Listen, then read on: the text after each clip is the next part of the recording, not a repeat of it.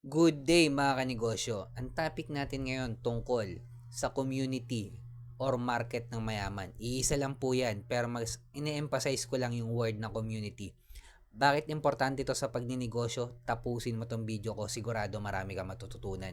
Ako nga pala si Jepoy, isang negosyante. Isa rin akong DJ. Kung kailangan nyo pala ng DJ sa club, sa bar, sa event, message lang kayo dito sa page ko or comment lang kayo. Bilang negosyante, meron akong 11 years na experience sa pagninegosyo at pagkalugi dito. Ano ba ang community ng mayaman or market ng mayaman? Bakit importante ito sa pagninegosyo? Mga kanegosyo, lagi kong sinasabi mag-focus in one. Isa lang, isa lang, isa lang. Focus lang kayo sa isa.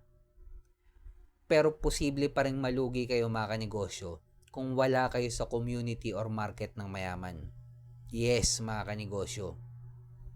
Dahil kahit anong lupit ng produkto mo or serbisyo mo, kung ang pinagsisilbihan mong community walang pera, wala din tatangkilik ng produkto or serbisyo mo mga kanegosyo. At ang karamihan pa ng negosyante mga kanegosyo, mas excited sila na gumawa muna ng produkto tsaka muna maghahanap ng community or market. May product na, ang sunod na gagawin, hahanapin yung community or market. Baliktarin nyo mga kanegosyo. Unahin nyo muna hanapin yung market ng mayaman or community ng mayaman. Etong nasa picture ko nasa likod ko, yung picture na yan, isang community ng mga may-ari ng BMW na motor. Excuse. Isang community ng mayaman yan mga kanegosyo.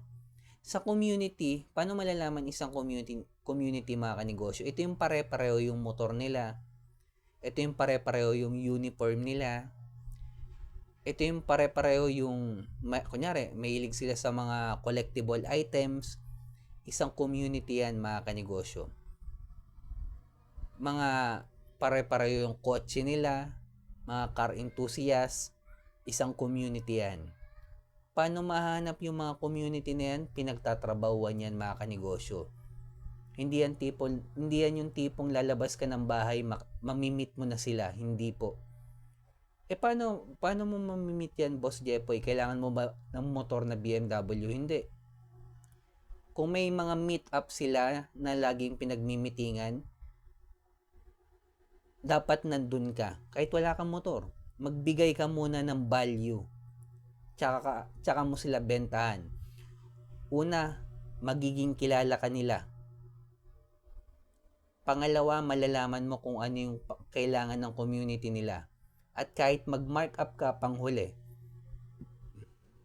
ng malaki, sigurado bibili nila kasi may pera sila. Hindi ka makakabili ng isang BMW na motor kung wala kang pera. Hindi ko minamalit yung ibang brand mga kanegosyo. Huwag na nating i-topic yun. Pero may mga community ng bikers na milyon ang halaga ng isang motor. Ayun yung pagsilbihan natin. Hindi mo kailangan magkaroon ng BMW na motor. Ang kailangan mo lang malaman kung saan sila nagmi-meeting, nagmi-meet up, at doon magbigay ka ng value at doon malalaman mo kung ano yung mga pangangailangan ng community na yan mga kanegosyo.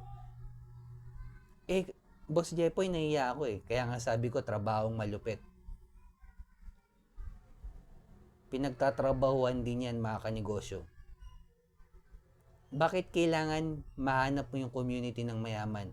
Kasi doon ka makakapag-markup ng malaki kumpara kapag community ng mahirap yung pinagsisilbihan mo. Ang hirap na bentahan, ang hirap pa mag-markup.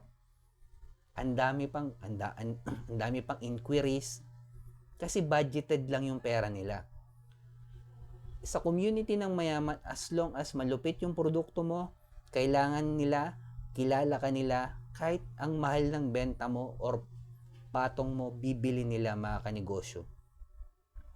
Ayan yung pinagkaiba niyan. Kasi kailangan mo yung profit na yon or yung markup na yon para sa pagpapalaki pa ng negosyo mo at pagpapaikot ng pera. Ganyan ang importansya ng isang community ng mayaman. Kaya kung nagsisimula ka pa lang magnegosyo, hanapin mo muna yung community or market ng mayaman. At syempre, focus in one, i-scale up yung negosyo natin sa level 2 business model. Isa lang applyan sa isa sa mga to: franchising, distribution, manpower, software, licensing, platform business model. Pinaliwanag ko na yung mga yan sa mga nauna kong video, panoorin nyo na lang. Syempre, panghuli, kailangan na natin gumawa ng original content bilang negosyante dahil kasama na sa trabaho natin to, mga kanegosyo. At kung umabot ka sa dulo na video na to, follow mo naman ako, heart mo na rin ako, comment ka lang kung tagasan ka, mga kanegosyo. Gusto ko malaman saan umaabot yung video ko. At sa mga negosyanteng dumadanas ng pagkalugi dahil sa crisis na nararanasan natin ngayon, huwag natin kalimutan mag-pray kahit anong religion natin. Ingat tayong lahat. Peace.